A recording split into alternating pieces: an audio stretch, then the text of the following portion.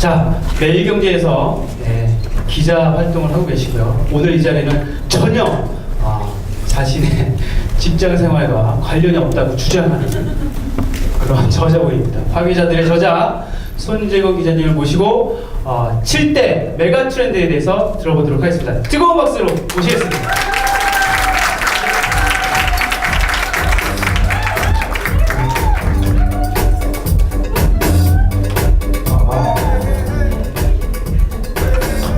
감사합니다. 매일경제 손재건 기자입니다. 다시 한번 감사드립니다. 관심에 힘입어서 이 메가 트렌드 이전에 파괴자들 업데이트를 조금 해드리고 싶습니다. 제 파괴자들 잘 나오고 있고요.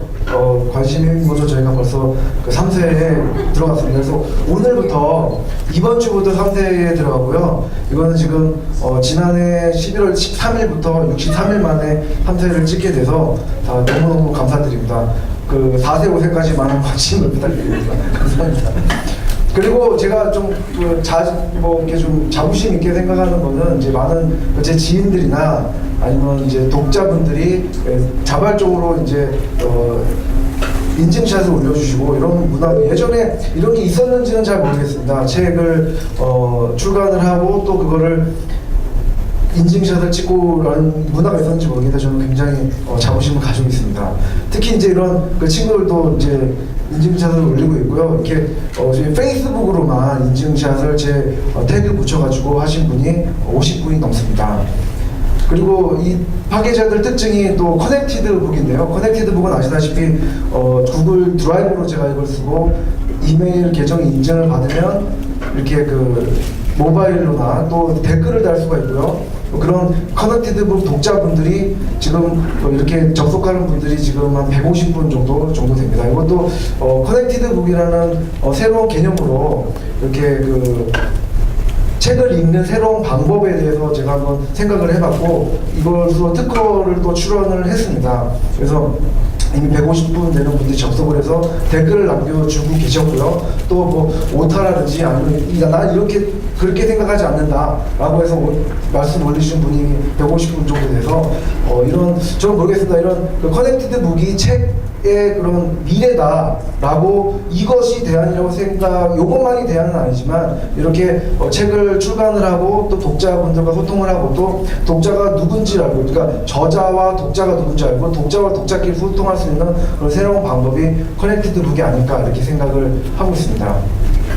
이렇게 책을 인증샷을 하고 또 커넥티드 북을 하고 또 특허를 출원하고 또 북 컨퍼런스 오늘과 같이 이런 북 컨퍼런스라는 것 모두가 저한테는 굉장히 첫 번째 발걸음이고요. 앞으로도 이런 시도를 계속해서 미디어 또 출판 또 이런 이 컨퍼런스 이런 걸 좀 새로운 시도를 많이 해보고 싶다는 의도에서 이런 첫 번째 이런 시도를 많이 하고 있습니다.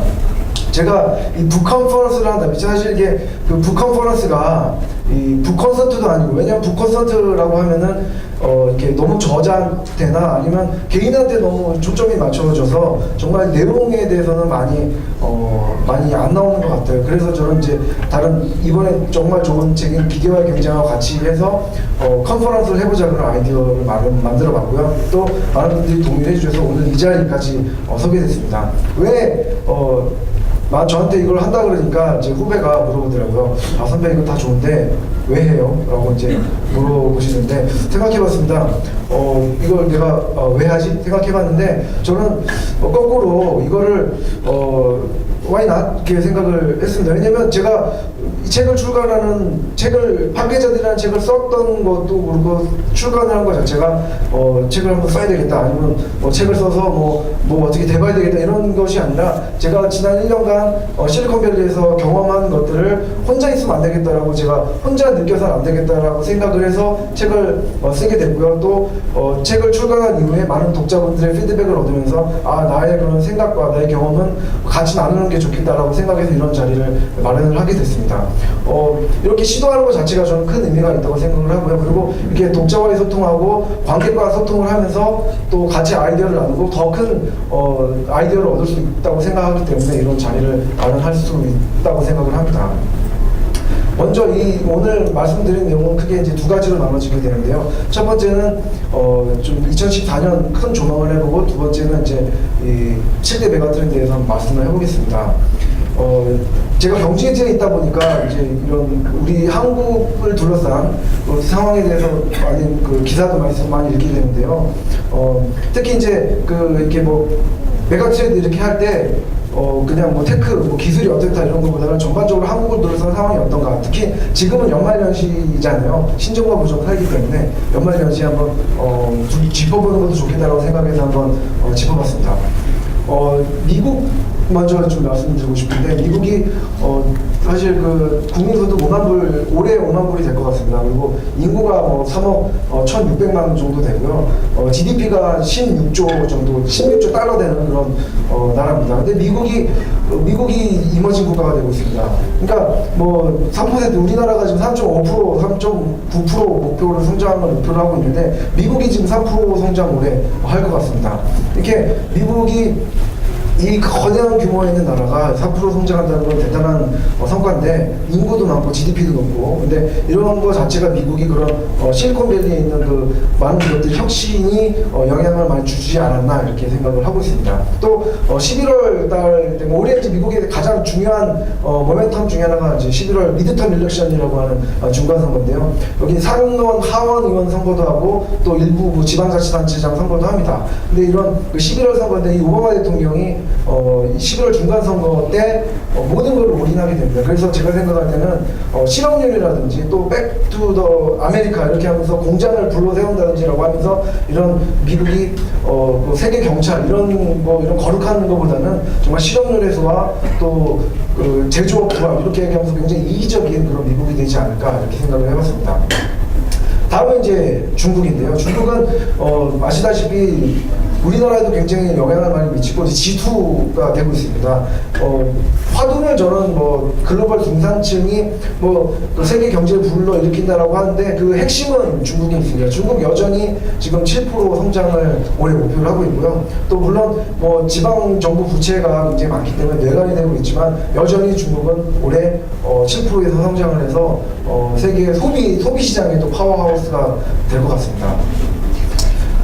세 번째는 일본인데요. 일본은 사실 이 친구 아베 총리인데 저는 일본 키워드가 이제 불량국가라고 생각을 합니다. 신불량국가가 되고 있는데 엔저를 통해서 경기 부양을 하고 또 한국이나 또 중국이 굉장히 한국은 경제를 하면서 중국과의 굉장히 긴장 관계를 계속 지속을 하는데 굉장히 이제 불행한 거는 이 아베 총리가 앞으로 2년 더 간다는 겁니다. 그래서 이렇게 일본이 계속 긴장감을 불러일으킨 게 미국에도 굉장히 싫습니다. 왜냐면 미국은 좀 자기 내부 경기를 일으키는 게 급선무기 때문에 아시아는 굉장히 조금 편안한 게 됐으면 좋겠는데 중국하고 견제를 하면서요. 근데 일본이 그걸 오판을 하고 이번에 또 야스쿠니 심사를 참배한다든지 해서 그러니까 전반적으로 동북아의 안정을 원래 일본이 조금 좀 지켜줘야 되는데 계속 이렇게 주변국들과의 긴장 관계를 계속 유발을 하면서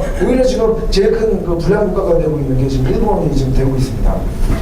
이제 다음에 이제 유럽인데 유럽이 우리랑 제일 얼마나 관계 있냐라고 그렇지 않습니다. 왜냐면 지금 그리스나 또 이탈리아 또 스페인, 포르투갈 심지어는 지금 프랑스도 올해 마이너스 성장 예상이 됩니다. 지금 우리나라 삼성전자 예를 들면 삼성전자 실적 때문에 주가가 출렁하지만 예를 들면 포르투갈이나 스페인 경기가 안 좋을 때 우리나라 경기도 굉장히 침체가 됩니다. 그래서 서로 이제 인터디펜던스한 존재이기 때문에 서로 의존하고 있기 때문에 유럽의 경제 위기가 우리랑 무관하냐 이렇지 않습니다. 유럽도 근데 올해 작년에 마이너스 성장이었고 올해 1% 정도 성장한다는데 그래도 유럽은 올해 어려울 것 같다는 게 지금 전체적인 관측입니다. 이제 마지막으로 이제 북한인데요. 북한은 아시다시피 핵 보유국입니다. 사실상 이게 인정하기가 쉽지 않습니다. 왜냐하면 북한이 핵 보유국이다. 실제로 핵 실험을 하고 있고요. 그리고 핵을 핵 보유해서 어떻게 되냐? 왜냐하면 이제 북한이 핵 실험을 가지고 계속 미국과 딜할 거고, 한국에는 조선중앙통신이라는 굉장히 큰 프로파간다가 있어서 북한의 가장 큰 목표는 네이버 실시간 검색어 1위가 되는 게 북한 정권의 굉장히 큰 목적입니다. 왜냐면 걔네들은 그걸로 해서 그 박근혜 정부를 계속 이제 압박을 하고 또 계속 자극을 하면서 자기한테 유리하게 끌어가려고 하는 거예요. 제 생각은 북한이 더 이상 어떤 뭐 변수나 한국 정부, 한국인 입장에서는 뭐 변수가 아니라 굉장히 상수가 되고 있다고 생각합니다. 올해도 아마 4차 핵실험이 예상이 되고요. 북한은 계속 좀 우리나라에 굉장히 좀 스트레스를 주는 그런 존재가 될 것 같습니다. 그리고 이제 중요한 건 한국인데, 한국이 좀 제일 큰 지금 문제인 것 같습니다. 뭐냐면 지금 우리가 저성장이 지금 계속 되고, 또 작년 철도 파업, 지금은 이제 의료 병원 파업이 지금 예정이 되고 있고요. 또 뭐 지방 6월 지방선거라든지 또 이것도 굉장히 좀 갈등을 유발할 수 있는 요소 아닙니까? 또 제가 지금 삼성전자라는 삼성그룹을 출입하고 있는데, 삼성전자 올해 어렵습니다.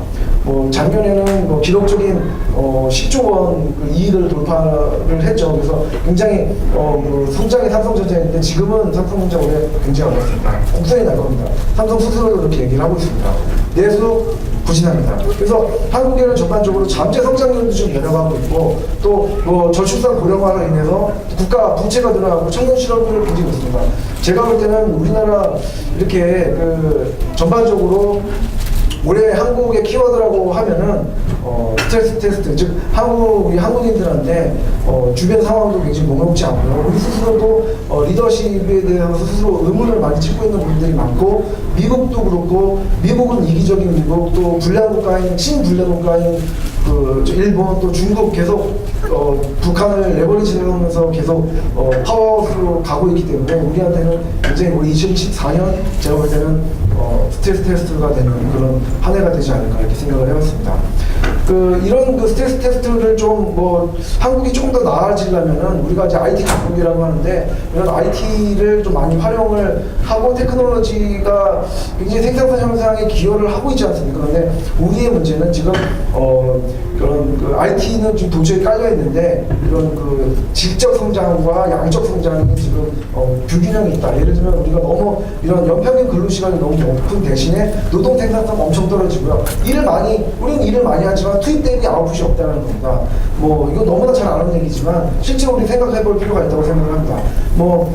우리가 양 투입 대비 질이 얼마나 좋은지, 또 논문 게재 건수가 너무 해가지고, 또 이런 논문 게재 수는 많은데 인용되는 논문은 없다든지, 너무 이렇게 아직까지도 양 중심의 그런 우리 사고가 지배하고 있지 않나 이렇게 생각을 하는데요. 그것이 제가 파기자들에서도 언급했지만, 전반적으로 그런 산업화, 근대화 시대의 그런 마인드와 생산 구조, 또 그런 체제, 이런 것들이 아직까지 남아있기 때문에, 그거를 우리가 바꾸지 못하고 있기 때문에, 이런 스트레스를 우리가 벗어나지 못하고, 스스로 파괴하지 못하고, 창조하기 좀 힘든 그런 상태가 되고 있지 않나 생각이 납니다.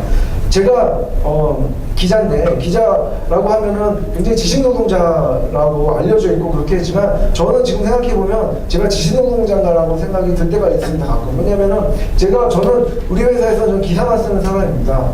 또 우리 회사에는 우리 신문사에는 편집 기자가 따로 있고, 도요 기자가 따로 있고, 또 운전하는 사람이 따로 있습니다. 우리 직원은 굉장히 많습니다. 1000명 가까이 되는 매일경제 직원이 있지만, 저는 기사만 써야 되고, 누구는 제목만 달아야 되고, 누구는 교육만 봐야 되고, 누구는 데스크만 봅니다. 그러니까 이게 한 사람이 할 수 있는 일을 한 사람이 할 수도 있지만, 지금 이 분업화돼서 지금 다 하고 있는데, 이런 분업화가 그런 현대자동차 울산공장이나 아니면 여수 화학단지에 있는 그런 볼트를 조이는 분들, 아니 라인이 다르면은 현대자동차가 그렇습니다. 라인이 다르면 다른 라인에 내가 볼트를 지을 수 있고, 너트를 주고 도장을 할 수 있어도 내 다른 라인은 넘어갈 수가 없습니다. 왜냐면 서로 분업화되어 있으니까 그런 게 있거든요. 서로 컨베이어 벨트에서 일하는 건데, 저 같은 지식노동자들도 이런 버추얼 컨베이어 벨트, 즉 가상 컨베이어 벨트하고 일하는 것과 무엇이 다른가라는 생각을 해봤습니다.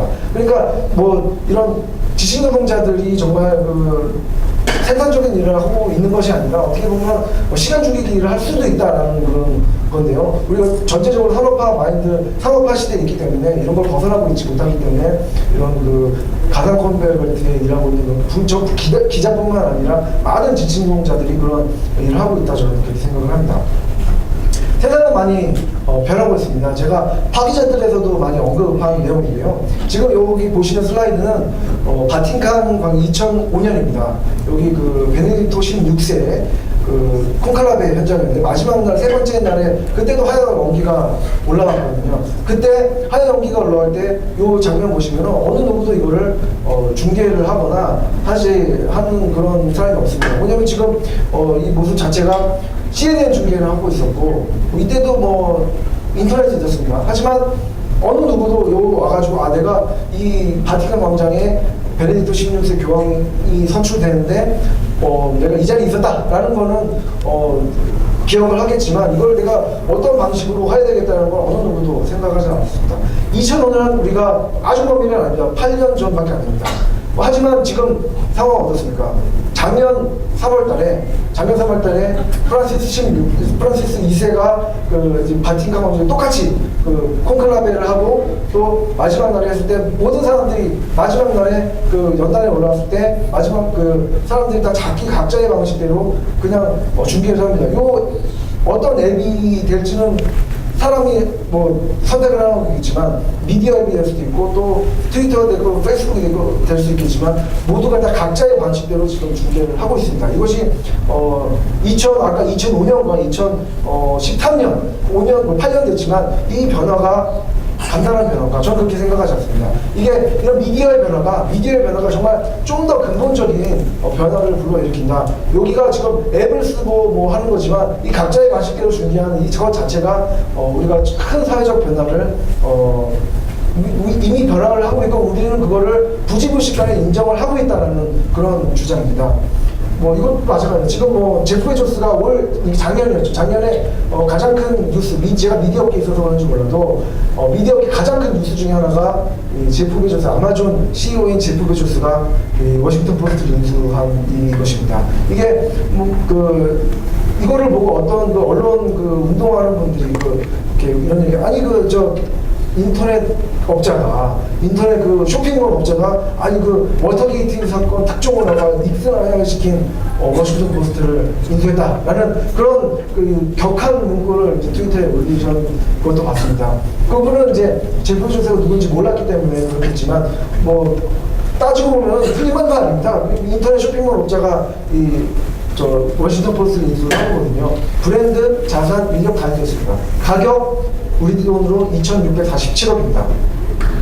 하지만 이 마리사 메이어 야후의 CEO인 마리사 메이어가 텀블러 지난주에도 신문에 중요하게 나왔지만 데이빗 카프 아직도 CEO가 20대인데요.